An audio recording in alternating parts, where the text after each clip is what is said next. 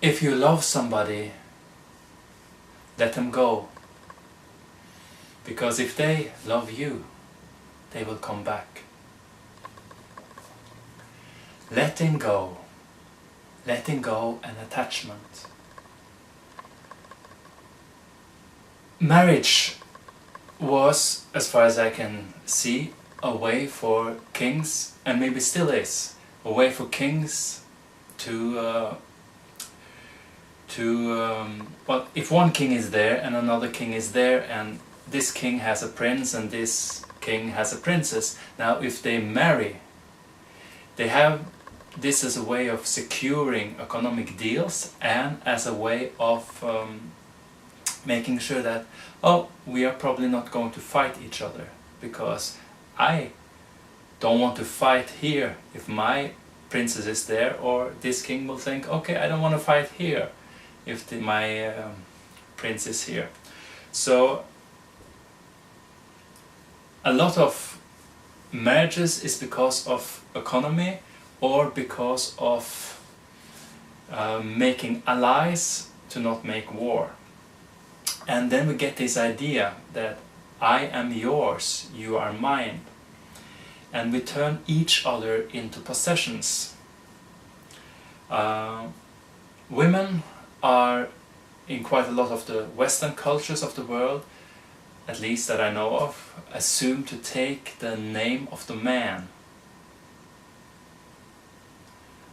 So she sort of becomes a belonging of him, and the children are having the names, the last names of, very often, the father.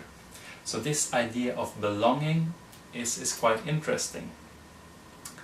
If you look at how it was when we were tribes, and in a sense, in a tribe, everybody belongs to the tribe, and everybody is necessary for the functions.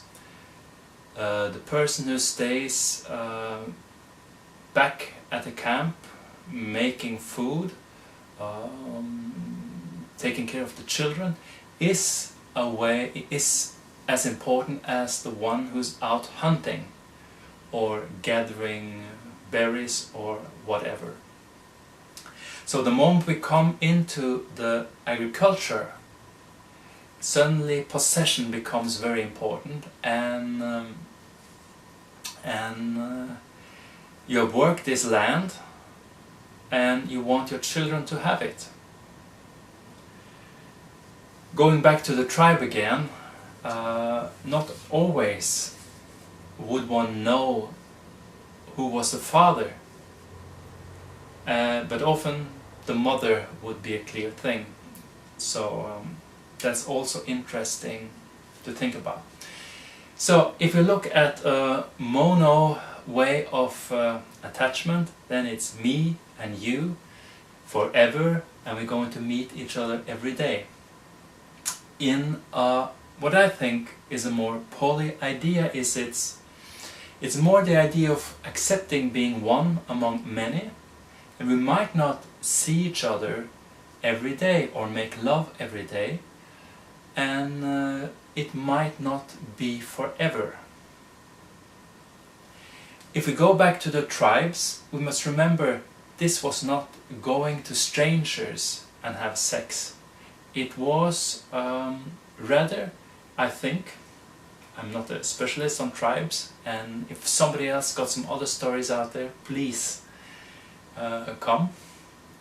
But the tribes were also using the sexuality as a way of keeping the group together.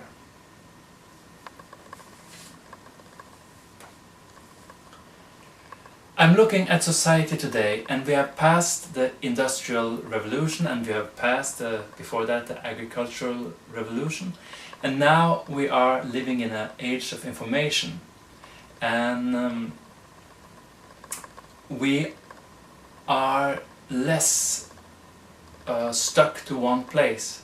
Wherever I bring my computer, I also have my mailbox, and I also have the contacts I want to reach. I also have universities where I can go to school, I can order things. And so this little computer is my contact. I've read much more on my laptop than I've probably read in books the last year.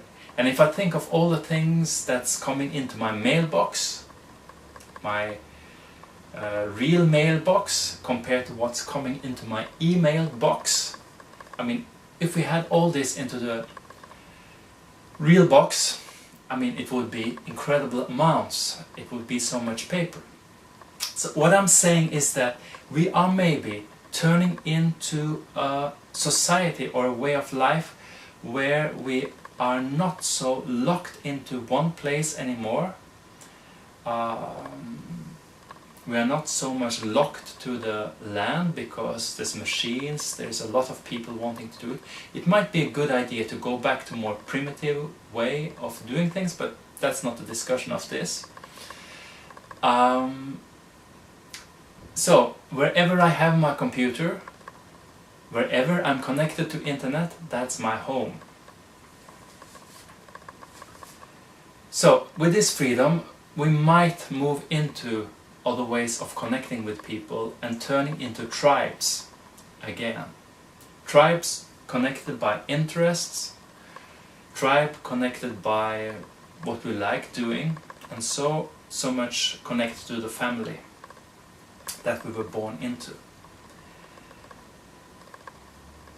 Film making is like a marriage with divorce included, said Ingmar Bergman, the filmmaker.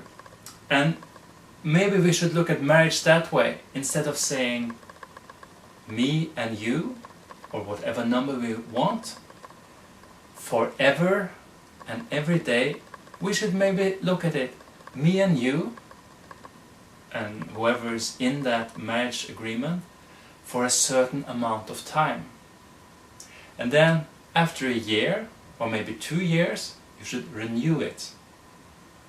So if you don't renew it, then a marriage is no longer a marriage.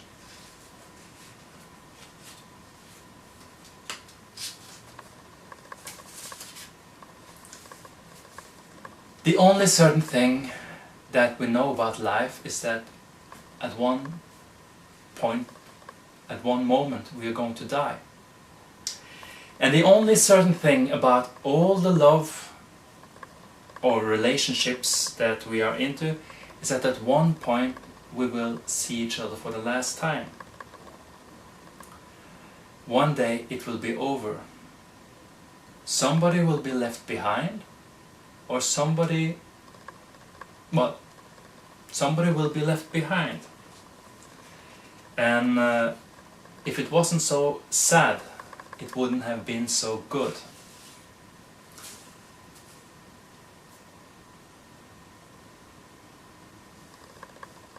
So, I invite you to take a look at what is it that you're attached to? What is it that you can let go easily, and what is it that you find it hard to let go? What is it that you want to hold on to? And is it good to hold on to everything or something? Many people say that polyamory people have a problem with attachment.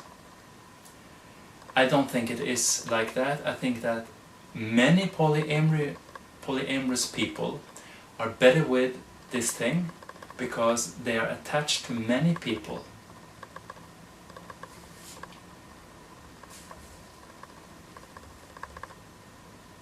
So, if you love somebody, or if you love something, because it might be something, but let's keep it to people now.